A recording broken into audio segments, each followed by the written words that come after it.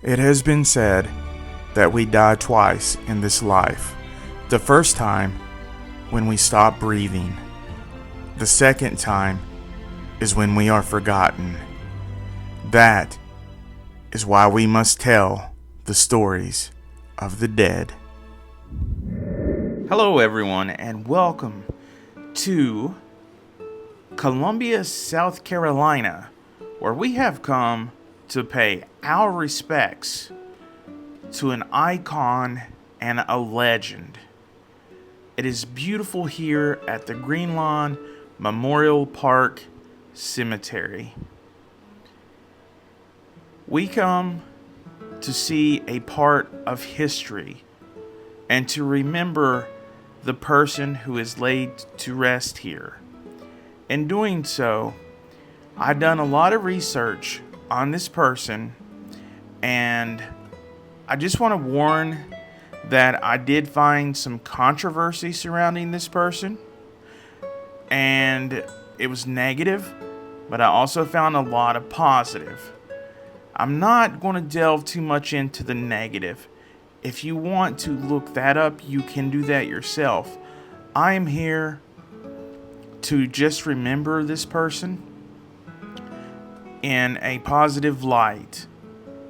That person is none other than Mary Lillian Ellison, also known as the Fabulous Moolah. To locate her grave, once you come into the cemetery from the entrance, you can see, you'll come straight on back, and you will see to the left as you're driving back that there is a pond in the distance with a fountain.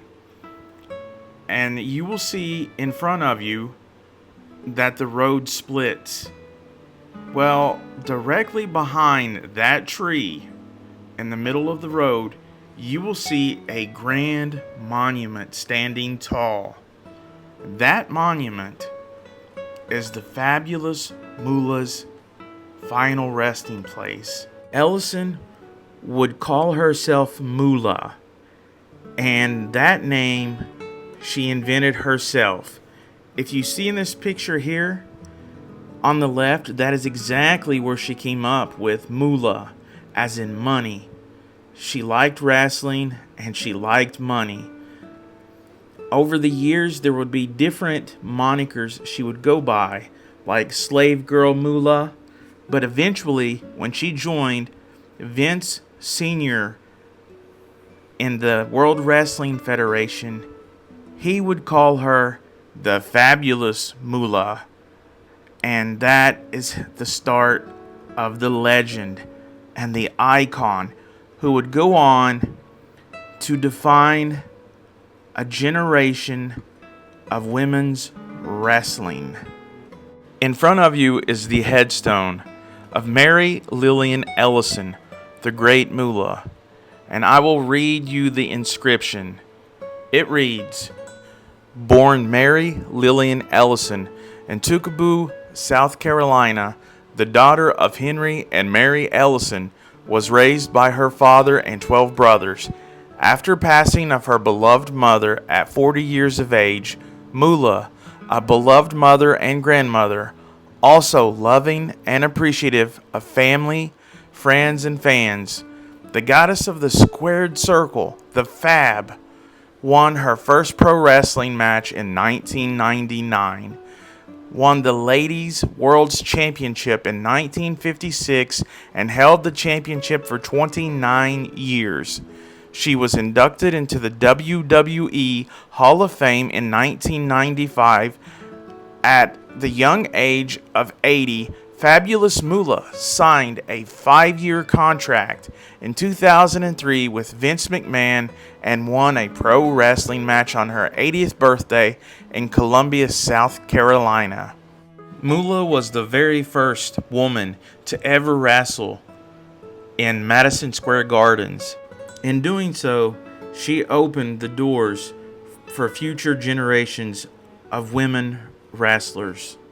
Moolah would also become the first female to be inducted into the WWE Hall of Fame.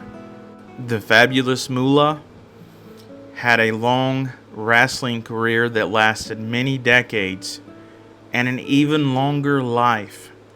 She wrestled up into her 80s, and in doing so, she lived her own life, making the moolah, the money, and also wrestling.